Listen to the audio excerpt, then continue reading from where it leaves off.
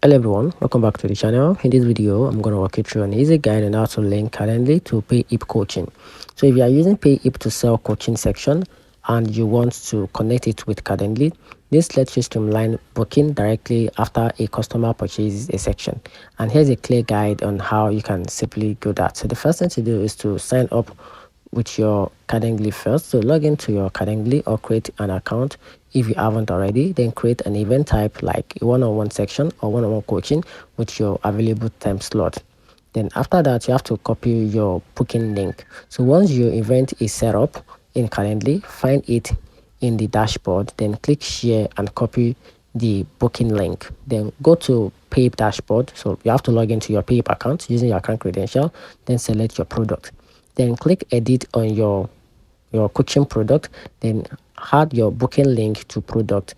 You have a new few option here. So for the first thing to do is, which is option 1, is to scroll down to your description field and paste your calendar link there.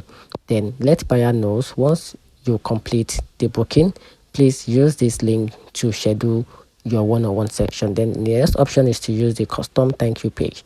So Payhip lets you set a custom thank you page or a delivery message. So after checkout, the buyer will be redirected there. Then you can put the thank you for booking.